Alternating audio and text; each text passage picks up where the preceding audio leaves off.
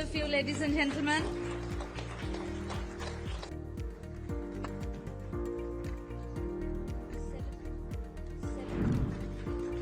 Thank you very much, sir. Throughout the day. I'm first year MBA student. Viability in PPP infrastructure. Like water supply. Get more and more 2 minutes past 7 and I'm going to close.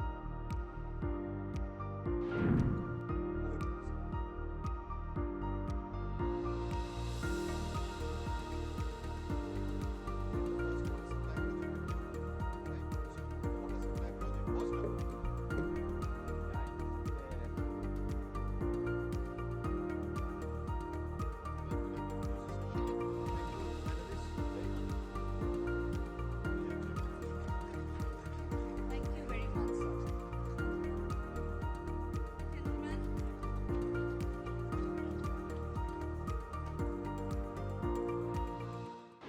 Indian growth story as far as infrastructure development is concerned is pretty amazing as far as last almost 10 years is concerned. You will see that in the last 10 years we have increased metro coverage almost 3 times in Indian cities. We have built more than 100,000 kilometers of national highways in the last 10 years. We have almost doubled the number of airports in India. We have almost doubled the handling capacity of ports, and Adani Group is contributing a lot into that. We have built almost 111 national waterways which have been identified and notified. Electrification of railway lines totaling somewhere around 40,000 kilometers have been completed. And all this makes the multimodal delivery system very easy to implement. When the century turned, or you may remember that when the millennium turned, we were thinking that this will be an Asian century. And so there are 5 dimensions based on which an Asian century is possible. The first is aspirational or cultural.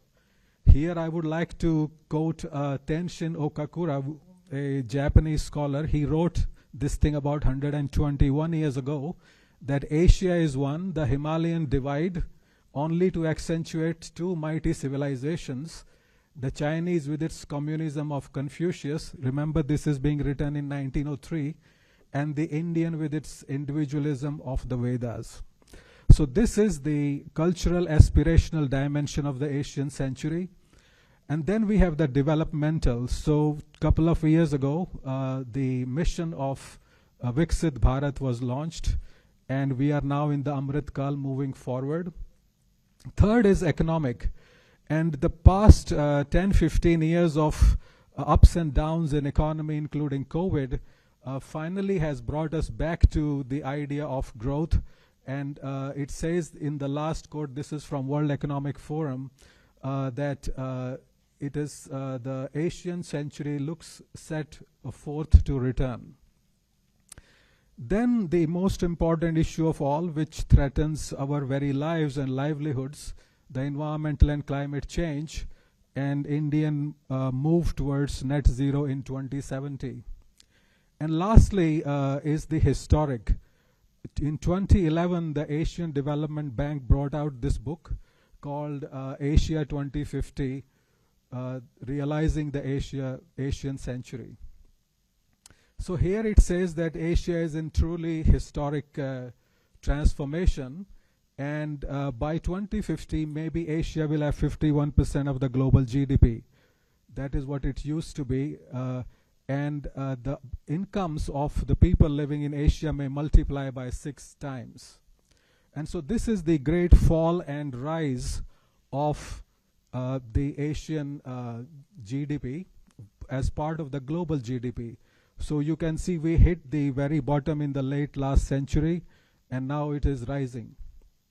And this is the real data in terms of purchasing power parity, which shows that the top 4 countries in the world are now the Asian economies.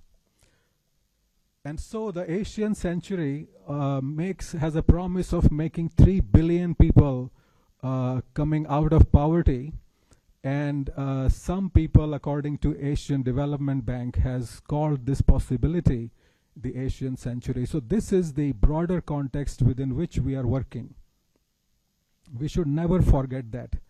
The second is, having this kind of vision, mission, and so on, we want to look at some of the challenges. And I'm sure you're very familiar with these.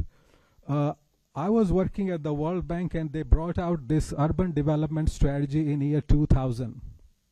And they had 4 pillars of development: livability, competitiveness, good governance, and management, and bankability. I was given the job of reviewing what the World Bank was doing in terms of the livability pillar, which is the end result of everything what we do. And what we found is that at the time, World Bank defined risk, environmental risk in cities related to only infrastructure and pollution.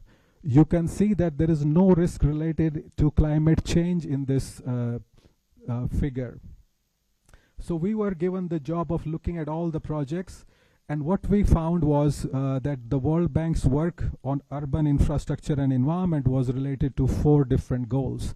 The last goal, which you see in maroon color, preventing and mitigating urban impacts of natural disasters and climate change, wasn't there. So we added, and we called this thing our expanded brown agenda. Since then, we have come a long way, and I'm sure you know these 5 scenarios on climate change. On average temperature rise by 2100. The fossil fueled one, which we do not want, will lead us to about 4.5 degrees Celsius average temperature rise.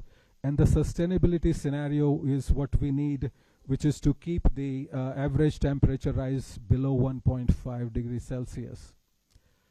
This is a world map in hexagons, and the green hexagons, including South Asia, Southeast Asia, they show the human contribution to heavy precipitation.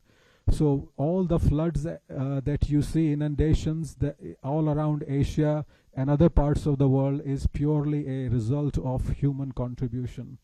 And things are likely to get worse. This is a map showing in 1950 and 2020 the coastal cities or coastal settlements, if you like, which will be affected by the sea level rise or flooding types of.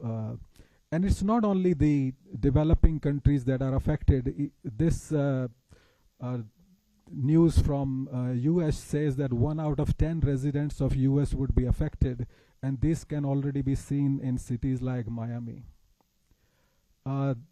I guess some of you are familiar with this global city ranking, and you see most of these cities are in Asia Pacific. On the left you see the potentiality of people getting affected.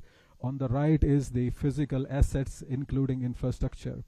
And only a couple of cities in the US, which are shown in black text, are non-Asian. And we often focus on flooding, but there is the heat wave and urban heat index, and there are so many things that are happening related to heat, and it affects many sectors.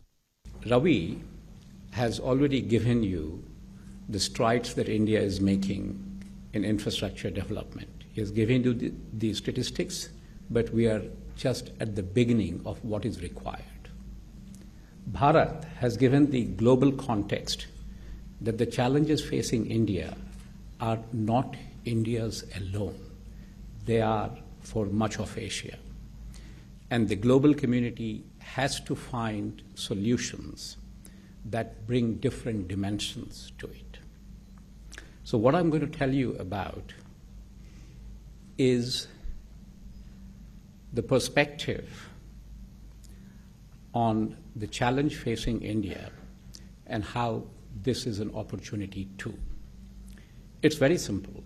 We just have to understand there is no way India can grow its energy and its infrastructure like the West did or even as China did. If India were to do this, forget about 1.5 or 2, we are facing 4 degrees Celsius. So India has the unenviable task of undertaking energy transition and build its infrastructure, and the two are linked, as I will delve into, but do so responsibly. A country of this immense scale has never faced a challenge, and by all accounts, India is beginning to live up to the challenge. And in addressing this challenge is the great opportunity that India has. So, yeah? Okay. And so, what we have to talk about is what is this energy transition business? What is this decarbonization business? And what is this infrastructure business? Okay, and how they are all linked. What does it take to decarbonize almost every sector of the economy?